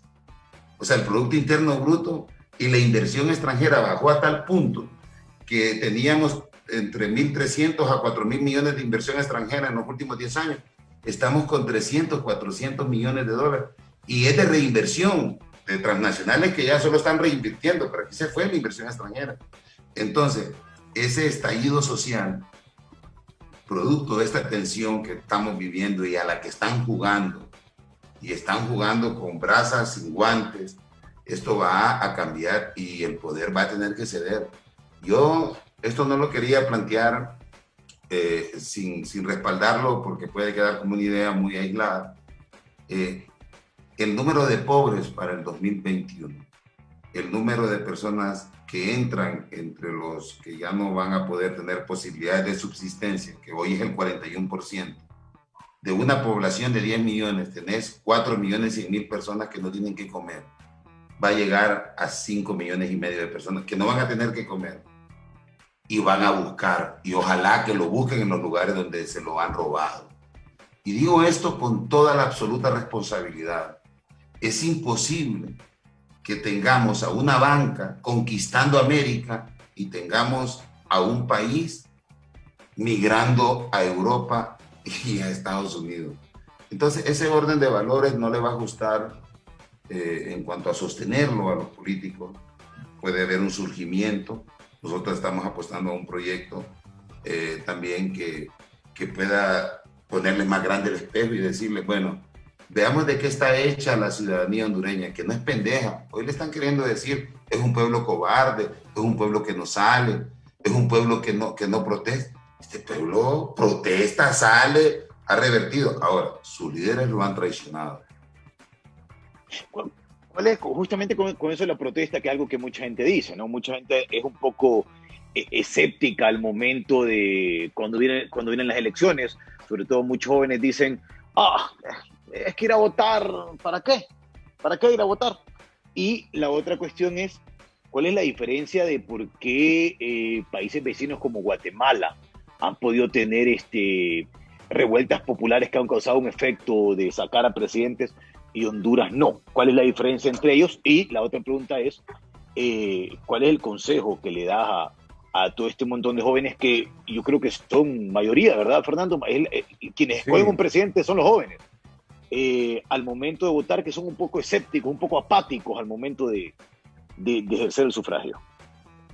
Nosotros hemos tenido movimientos sociales más fuertes, inclusive que los de Guatemala, que los de Chile. A Guatemala cambiar presidente no le significó nada, de hecho hizo retrocedió, perdió una fiscal como Tel Maldana, que hoy está en el exilio, y el pacto de corruptos se solidificó, aun y cuando metieron preso a Otto Pérez Molina, pero sacaron la Sisi, y más bien se reordenó el poder. Hay que entender que ganar elecciones en Honduras no es ganar el poder, o en Guatemala. Y en ese sentido, creo que Honduras ha derrotado a esta dictadura en el poder, pero los medios de comunicación han sido capaces de solapar eso. Aquí los maestros, los médicos, el estudiantado y el pueblo, una vez parado el país, derogó los decretos que privatizaban y aceleraban más la privatización de salud, y eso lo solaparon. Y aquí, cuando vos mandabas esas imágenes de drones, tomado el puente de la democracia, tomado el puente de Lulúa, tomado Tocoa, tomado Occidente, Francisco Morazán con más de 27 meetings, movilizaciones gigantescas. Cuando los centroamericanos y los suramericanos miraban eso, decían, puta, en Honduras hay una conciencia social grandísima. Ahora, los medios de comunicación, cuando se le dio esa derrota al poder, porque fue al poder, no solo a Juan Orlando Hernández, sino que a los hospitales que hoy tienen que estar haciendo unas mafias increíbles para seguir vendiendo el oxígeno, vendiendo los manómetros, vendiendo los servicios. Pero esa derrota al poder y a Juan Orlando Hernández, los medios de comunicación fueron bien mezquinos. ¿Por qué? Porque no lo habían hecho los imbéciles políticos. Lo había hecho un sector social al que se quiere mantener marginado y al cual el poder ha venido metiendo en corrupción durante mucho tiempo. Dirigentes magisteriales en corrupción, dirigentes obreros, Daniel Durón, Héctor Escoto, que dormimos en el suelo juntos, hoy metidos en corrupción, dando contratos en el seguro, convertidos en delincuentes, viviendo de hablar de los pobres, hablar de los trabajadores y traicionándolos con los hechos. Entonces, creo que se han ido generando las condiciones. Honduras ha tenido bastante movilización, y creo que lo único, estamos con una prensa perversa. Yo nunca había visto medios de comunicación tan perversos. Nunca había, te lo digo, he vivido en muchos países, pero jamás había visto una prensa diseñada para idiotizar, diseñada para enajenar, y con una perversidad del tamaño de la corrupción del país. Yo me asusto cuando veo a Maldonado, por ejemplo, leyendo la Biblia y dando horarios para matar en el país. Te lo digo de verdad. Cuando veo a Maldonado leyendo la Biblia y entrevistando a Tito Narriafura, sabiendo él, mejor que cualquiera de nosotros y nosotras que estamos acá, que es uno de los tipos más corruptos que hay en el país. Entonces, a mí, como te digo, no me da... Yo disfruté el triunfo de la plataforma contra la privatización de salud y educación. Fue un esfuerzo, pero ¿a quién había que reconocerle el inicio? A Ismael Cepeda, a la doctora Suyapa Figueroa, a Lilian Ordóñez, a Wincho, a una serie de personas que básicamente derrotaron a la dictadura sin sentarse con él, ojo con eso, sin tomarse una foto con él. Y ha sido al único sector que le ha mendigado una reunión Juan Orlando Hernández Alvarado, que le hizo una paralela, llevó a la ONU y un montón de funcionarios, la OPS, para decir que ellos iban a llegar al diálogo, y la doctora se quedó en el colegio médico dialogando con el pueblo. Ahora, como te digo, estamos frente a una de las burguesías más violentas y que tienen el control sobre la opinión. Otra pregunta, bueno, y es que hay un montón de gente que de que anunciamos esta entrevista mandaron un montón de preguntas, entonces por eso ya ahorita incluso nos hemos pasado del tiempo que normalmente estamos al aire. Por ahí en la semana pasada circulaba un video a donde se sacaba un fragmento de una comunicación telefónica de Milton con Mel. Me imagino que lo habrás visto. Sí. Y que se hablaba de que posiblemente se estaba hablando ahí, se estaba gestionando, digamos, una posible, no sé si alianza, pero que por lo menos un acuerdo entre Milton con el expresidente Zelaya. ¿Qué tenés que decir de eso? Yo lo vi y es un fragmento muy cortito de una llamada, entonces te lo pregunto para ver si es algo que está sacado de contexto o no, o si es algo que podría llegar a ocurrir, porque vamos a un proceso electoral y hace un rato mencionabas la necesidad de tener una oposición unificada. Lo sacaron de contexto y sé que no puede ser malintencionado y me reservo a emitir un juicio, pero la llamada existió, fue en vivo, sí. Fue a mi programa. Él quiere hacer unos reconocimientos del trabajo que estamos haciendo y me dice, yo sé que vos no sos electorero, entonces le arrebato la palabra y le digo, bueno, pero en este caso sí vamos a hacer un proyecto electoral de ser necesario, porque nosotros creemos que Juan Orlando debe dejar el poder antes de convocar elecciones y estamos luchando para eso y vamos a seguir dejando y tirando el pellejo al agua por eso y vamos a enterrar rodilla en tierra para sacarlo, pero si no, le digo, vamos a tener que hacer una candidatura independiente y no es a personas, es a lo que han hecho las personas. Y yo no he encontrado una persona en los últimos años que haya hecho tanto por el país como la doctora Figueroa. Y eso lo digo con clara honestidad. Me parece que los hechos hablan por los seres humanos. No ha privatizado la salud. Se pudo haber hecho millonaria. Se pudo haber hecho la persona con mayor rentabilidad y la pudieron haber hecho presidenta a los grupos de poder y se ha quedado del lado del pueblo. Aquí los hechos son los que hablan por las personas. No negoció la desregulación laboral cuando le decían que había que contratar a los médicos por código verde. Les dijo, a los médicos se les contrata como seres humanos dignos y como cualquier trabajador y trabajadora con sus derechos.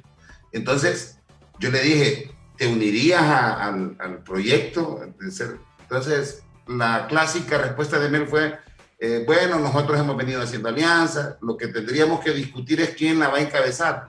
Y esto es innegociable, pues, o sea, aquí tenemos que sacar los méritos, tiene que ser la meritocracia, los resultados, las actitudes.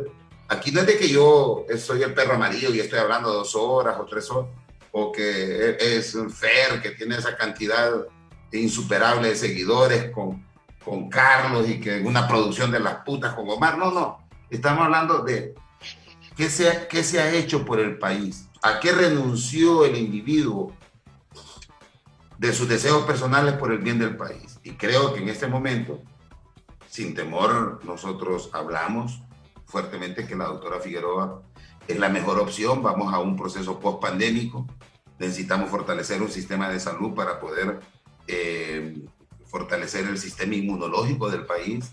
Viene toda esa reconstrucción y creo que es el momento de que no dirija el país una persona, sino que lo dirija un grupo de especialistas, de expertos, de economistas, de cientistas sociales, de científicos de la ciencia jurídica. Entonces, no lo sacaron, creo yo, malintencionado, pero la idea es esa, pues, que nosotros vamos a hacer incómodo a los opositores en el momento que digan, bueno, ¿vamos a elecciones? Ok, bueno, vamos a elecciones. Pues. Vamos a poner una candidatura independiente y vamos a poner un papel en blanco para que firmemos una alianza.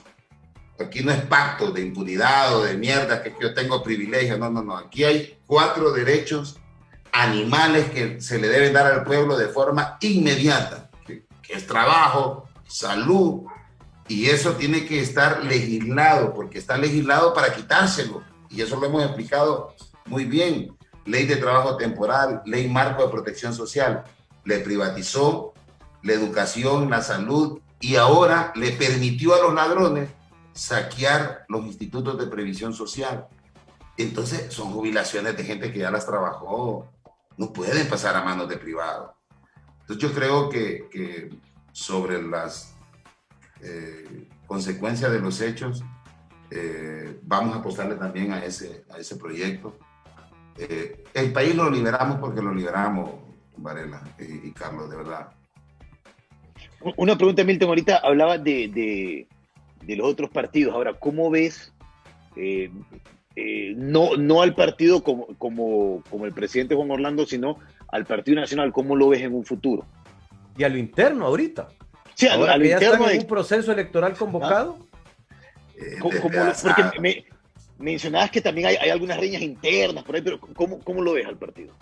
Fíjate que el Partido Nacional desde su fundación nunca había tenido una crisis como la de ahora, porque de hecho se caracterizaban por hacer cualquier proyecto individual, cualquier corrupción, pero al final se volvían a unir. Pero hoy hemos podido ver a un Partido Nacional donde el expresidente ha generado una crítica que el Ministerio Público tiene que ir a traerlo como testigo. Dice Porfirio Lobo Sosa que la persona más deshonesta, más criminal que ha tenido Honduras se llama Juan Orlando Hernández. Entonces, no habíamos visto un Fito Irías Nava escondido, un Celín Discoa, que son caudillos de departamentos muy importantes, fuera de ahí, un Oscar Nájera fuera del oficialismo, ¿cuándo? Y hoy pues impulsando otra corriente que solo apela al divisionismo. ¿Qué crees, Gargano? Permiso,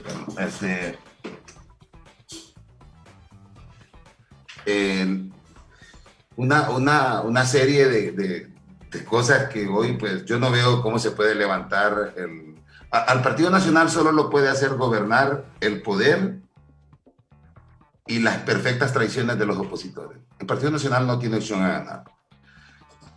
Sus dos candidatos, que son los dos candidatos que tienen, están vinculados y señalados ya con juicio.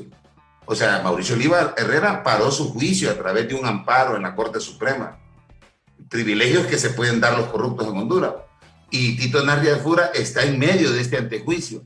O sea, te puedes imaginar vos, con todo el repudio colectivo que se tiene, por muchos votos que le pueda generar la Asociación de Maquileros, que tiene 150,000 votos, y que Mario Canaguati y Jesús Canaguati se los van a entregar a Juan Orlando Hernández. Ese es el voto duro del que ellos hablan.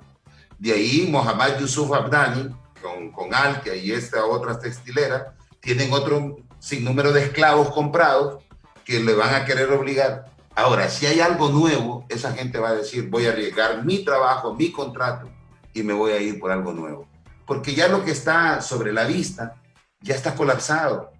Y te voy a decir algo, el Partido Nacional jamás imaginamos que como el Partido Liberal iban a terminar en esos pedazos. El Partido Liberal tiene dos, es como un centauro, pues, mitad caballo en el Congreso y mitad humano en el Ejecutivo. O sea, el jefe de bancada a través de un zarpazo fue Mario Segura con Elvin Santos, señalados y enjuiciados. Entonces el poder ya no va a colocar esta vez el presidente, solo que sea una amalgama de traiciones de opositores, que por eso le decía a Mel, yo, pues, ¿por qué no te unís con un proyecto? Es que es una hoja en blanco. No prometamos, no hagamos nada. La gente ya no quiere la cancioncita, el ringtone bonito, que Wilmer Velázquez se monta en Achanti, que los dos bailan juntos. No. Sobre bases reales. O sea, la gente no tiene trabajo y no tiene comida, pan y comida. Y ahora tiene un problema peor, no tiene casa, en su gran mayoría, de uno de los sectores que ahora mismo que agradezco también de parte de ustedes el trabajo que han estado haciendo. Ustedes están viendo la realidad. Es que el que ve la realidad ve otra cosa, y esa gente ha votado por el que le haga la casa. ¿Y quién tiene el piso para hacer eso? Los narcotraficantes, disfrazados de empresarios y disfrazados de banqueros. Entonces, claro, no les va a gustar esta vez, porque esta vez la gente ya aún ahí no quiere eso. Quiere dignidad, y eso es lo que el pueblo necesita, que recuperemos en primera instancia, la dignidad. Y te lo digo honestamente, el Partido Nacional es un rompecabezas donde se le perdieron 3, 4 piezas que son muy importantes. Porfirio Lobo Sosa es imprescindible en una estructura, es el expresidente. Se le perdió Miguel Pastor, un tipo que tiene sus estructuras y está privado de libertad. Fito Irías Navas, que ha mandado el departamento de Atlántida. Oscar Nájera está ahí porque ya él pues solo tiene deambulando 2 neuronas en su mente y él pues es cachureco y campesino, pues, o sea, y lo demás creo que le puede dar chance para ir a cagar o para buscar diferenciar la comida, pero no, yo te digo, es ofensivo cuando te ponen.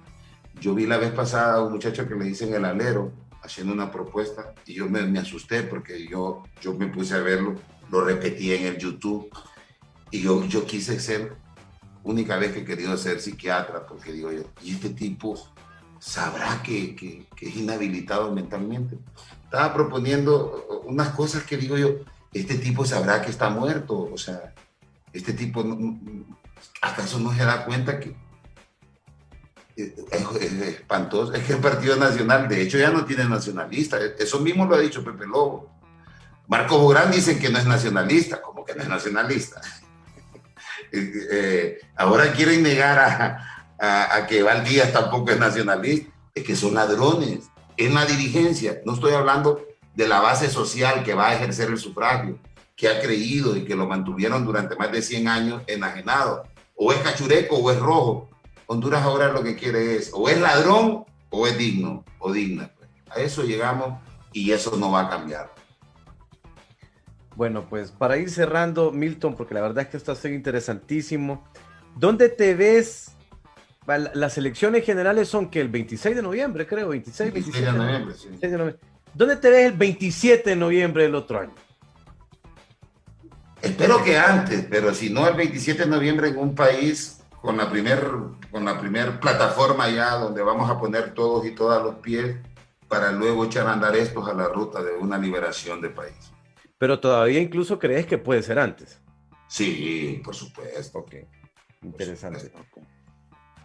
Bien. Es que mira, el 20, mira, hay una fecha que nos dan ahí. Pues ha sido el programa. Yo sé que estamos abusando, pero digamos... No, hombre, dale, que va ahorita un resumen de fechas interesante, ajá. Mira, hay un resumen de fechas que para Juan Orlando son bien incómodas. Recientemente acaba de salir ya en televisión la senadora Norma Torres. Y no es que queremos que nos solucionen los problemas ellos. El problema es que este ladrón tiene problemas con ellos. Entonces, pues que se arreglen entre ellos, pero que nos dejen a nosotros en tranquilidad, pues. Pero viene el hecho de que le toca entregar al señor Trump, le toca entregar y que venga a presentar las cartas de credenciales, la Embajada de Estados Unidos, le digan, oiga, me fíjate que ustedes están condecorando cada 2 años a Oscar Fernando Chinchilla. Y Oscar Fernando Chinchilla perdió unos expedientes donde se le metieron 750 dosis de cocaína a su población. Y ese es un cartel dirigido por Tony Hernández, que es hermano de este otro señor, y de unos coroneles. Viene el tema de la revisión del Triángulo Norte para el desarrollo y la prosperidad que hace. Viene la revisión de los contratos y de pagos de las instituciones militares. Antes de abril, vos vas a tener 3, 4 revisiones en el Senado y que se espera que estos otros 2 escaños los gane y tendría un poder absoluto Biden. Todavía quedan dos escaños en Georgia y serían mayoría absoluta. Pero le toca ratificarse y ya se ratificó Pelosi, que no lo visitó a Juan Orlando Hernández. Y esa gente está súper molesta porque Juan Orlando Hernández, como él es muy mentiroso, es que Juanchi, fíjate que Juanchi tiene un problema, que son esos extremos en los que cae el psicópata. El psicópata puede sentir felicidad en regalarle un dulce a un niño o violándolo. Entonces Juanchi cayó en ese extremo de los psicópatas, que se volvió como agradable escuchar sus mentiras, que se volvían como estupideces cuando decía, voy a gobernar para los de Honduras de allá y los de Honduras de acá. Y se hizo hasta viral el tipo porque él por sí mismo es un chiste.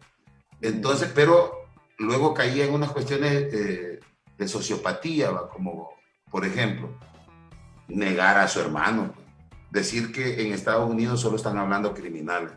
Nosotros ponemos todos los días un fragmentito para decirle que es su hermano y es su hermano menor, lo cual por orden vertical las órdenes venían de él. Viene la condena de Tony Hernández, de su hermano, del que la Guardia de Protección Dignataria, que parte de ella es un presupuesto de Estados Unidos, lo cuidaba celosamente y tiene que negociar.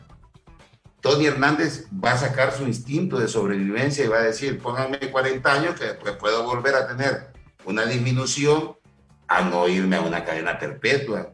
Entonces, la única negociación que inclusive le pudiese rebajar a 20 años, puede ser que le diga, mire, pero es que mi hermano era el de los mapas, hombre, y la otra hermana mía, la que dice Marvin Ponce, porque eso no lo puedo asegurar yo, sino que quien lo aseguró fue Marvin Ponce, que la asesinaron a Hilda Hernández.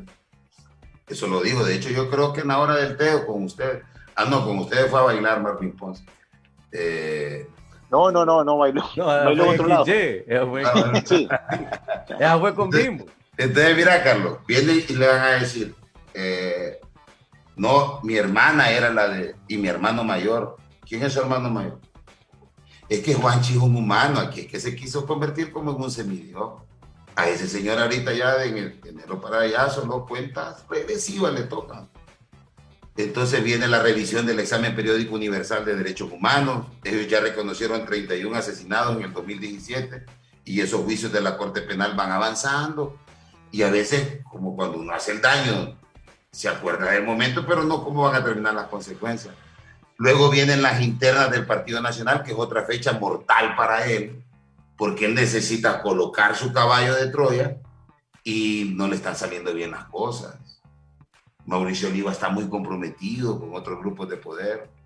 La hija de Mauricio Oliva está bien comprometida, por eso la fue a encerrar con una tablet a que nos dirija la política monetaria en el Banco Central. Entonces, es que en Honduras no estamos hablando de funcionarios, estamos hablando de una banda de criminales. Yo no me imaginé vivir esto, te lo digo, Fer y Carlos, mira, yo te lo digo como decía, jamás me imaginé yo ver a mi Honduras, que comenzamos hablando, con esa niñez, que con pobreza, pues nos íbamos para un río, nos íbamos para un campo, nos íbamos para la esquina ahí en el barrio con la muchachada ahí. En Navidad era lo más bello porque se espera, hoy es angustioso.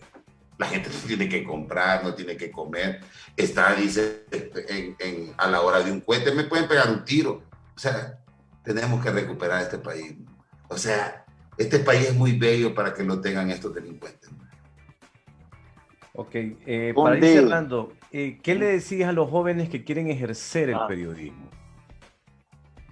Que lo hagan. Periodismo, la comunicación como tal, es una estructura conexa al pueblo de las más sensibles, o sea, solo la medicina quizás puede hacer eso. En una sociedad empobrecida como esta, con un poder enfermizo, ser un cirujano de la palabra todos los días, que no necesitas ser brillante, iluminar, es la verdad nada más, y trabajar disciplinadamente sobre lo que investigues. Sabes que aquí, yo le decía la vez pasada a una periodista, sí, pero es que usted, nosotros, se asustó cuando le dijimos, mire cómo empezamos, agarramos este dato, esta licitación, mira hasta dónde llegamos. Osvaldo Ramos Soto vendió 60 millones de tortillas a un centro penal. Ahora, cuando ya le decimos a Osvaldo Ramos Soto que aparte de tener una memoria bancaria, también tiene una memoria para hacer tortillas que nos dé la receta, entonces el disfrute está en eso, pues decirle a Osvaldo Ramos Soto, usted es un puta delincuente. ¿Cómo es posible que le va a vender 60 millones de lempiras en tortillas en un mes y no entregar? Ahora, pero mire cómo fue el recorrido. Hubo una licitación y nos dimos cuenta, ¿qué están comiendo los presos? Nos reunimos con el equipo y dijimos, bueno, ¿qué están comiendo los privados de libertad, las privadas de libertad? ¿Dónde duermen? ¿Cómo hay un negocio ahí?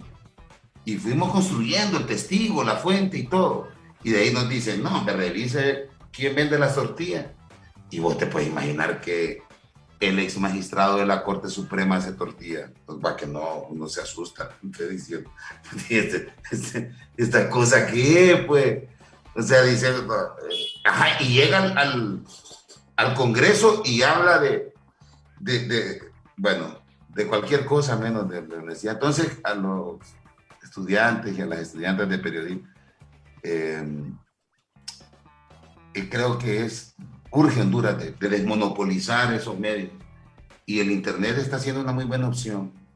Creo que quedé con una deuda respuesta sobre la marca y del por qué no la publicidad. Deja de ser el perro amarillo, O sea, una vez vino unas personas, nos pidieron una reunión y nos hicieron unas cuentas con muy buena intención y nos dijeron, solo YouTube les estaría dando esto. Y era una cantidad bastante. Cuando llegamos a 100,000 suscriptores, 600,000 suscriptores en el Facebook. Ya una placa y todo. Entonces es una buena placa, me dicen todo. Pero es que deja de ser el perro amarillo. Entonces ese es el sacrificio, pues claro. Puta, yo no es que soy enemigo de la plata, pues. O sea, mis hijos no es que no necesiten tener mejores condiciones.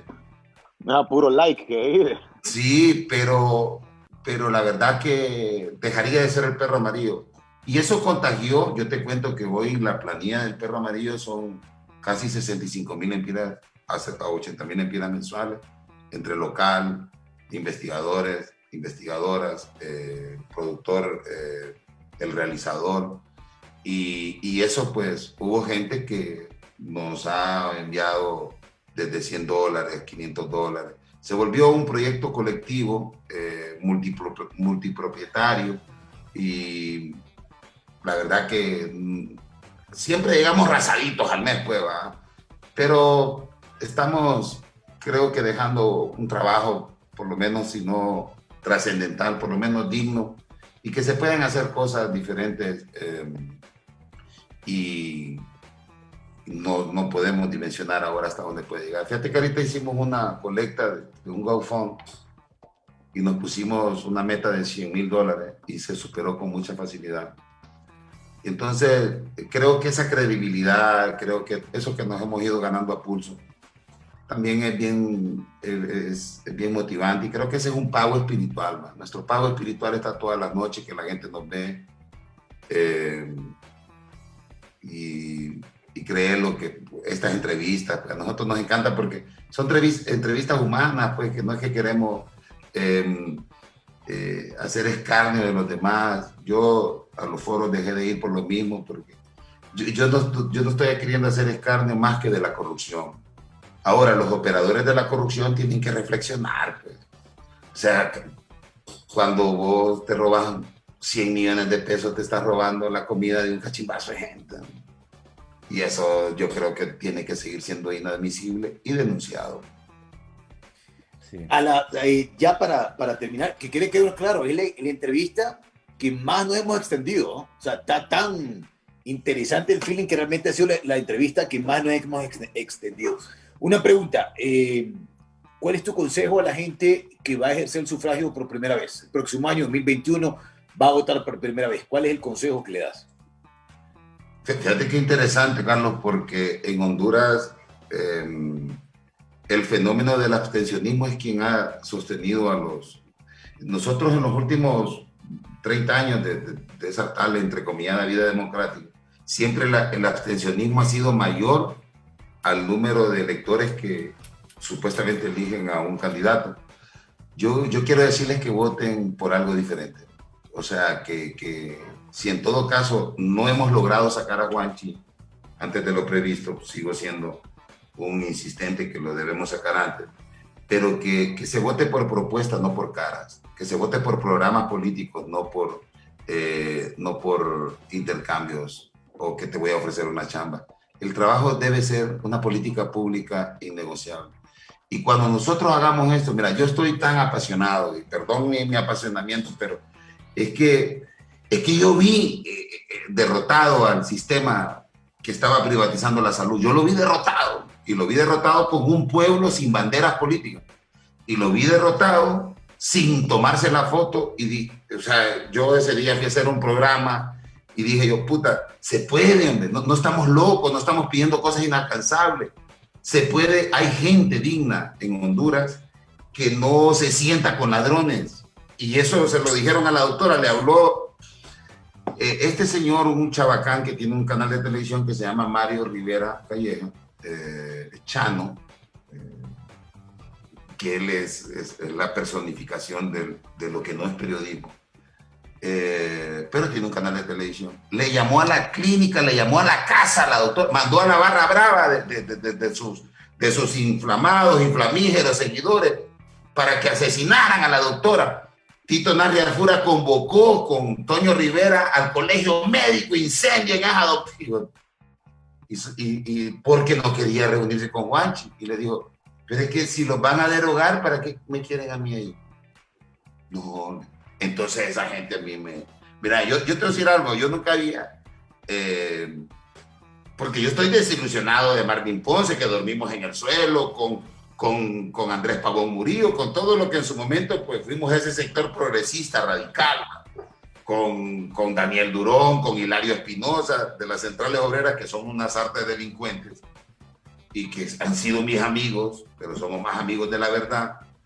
Como Leicelar es mi amigo, pues, o sea, puta, yo soy amigo de Norma, de la esposa, pero yo perdí la amistad con Leicelar, se volvió un tipo intransparente, pues, entonces, y no tengo problema con eso. Entonces, cuando yo vi que convocaban a desacreditar a la doctora, hay una frase de esa doctora que a mí se me quedó grabada. Llegó en los medios cuando ya no me voy a reunir. Usted le dice una periodista de HCH. Doctora, dice Eval Díaz que usted es una soberbia por no reunirse para derogar esos decretos. Solo falta eso. Y usted le dice, miren, la opinión de ese señor, métala en un banco, tal vez así me genera algún interés. Puta, digo, qué dignidad. Es que solo una persona honesta contesta así, pues. O sea, porque no quiere ser amiga del ministro, no quiere ser amiga del banquero que se vio amenazado y que perdió los negocios, no quiere ser amiga de Juanchi. Y esa gente, hay millones en Honduras. Vos conoces a Giselle Vázquez, a Ismaelito, puta, hay una cantidad de gente, así que los pendejos son pocos y están gobernando, entonces no. Sí. Bueno, pues Milton, de verdad queremos agradecerte por tu tiempo. Esta plática ha sido sumamente interesante. La verdad es que la gente quería ver esta combinación interesante de cosas. Nos has expresado tu forma de ver la situación y podemos resumir entonces que el país se puede rescatar, se va a rescatar. Está la gente para hacerlo y pues el próximo año va a ser un año importante, trascendental para seguir construyendo la historia de Honduras. Lo importante es que la gente vaya desarrollando sus criterios, sus ideas, poniendo las ideas sobre la mesa, conversando de esto, derrotando la indiferencia, involucrándose, participando, hablando, comentándolo. Todo esto es importante y la verdad es que además de eso, aprovechar espacios mediáticos, asumirlos con responsabilidad, entender lo que implica tener un micrófono y una cámara enfrente es importantísimo para poder construir ciudadanía y patria. De verdad, Milton, muy agradecidos estamos. Por ahí Carlos tuvo un problemita técnico, pero te manda todo el abrazo del mundo. Hoy es martes. No, mañana van. Hoy es lunes y jueves. Sí. Va para la barbería. Ok. Bueno, pues entonces, Milton, un abrazo de verdad. Saludos a Katia, a todo el equipo del Perro Amarillo, a toda la gente que nos ha sintonizado hoy. Un abrazo también. Y seguiremos en sintonía de ambos espacios y seguiremos encontrándonos seguramente para poder fortalecer todas estas cosas buenas que se han platicado hoy. Milton, de verdad, muchísimas gracias. Gracias. Listo, pues. Y a todos, muy buenas noches. Esto fue La Hora de Escucharte. Chao.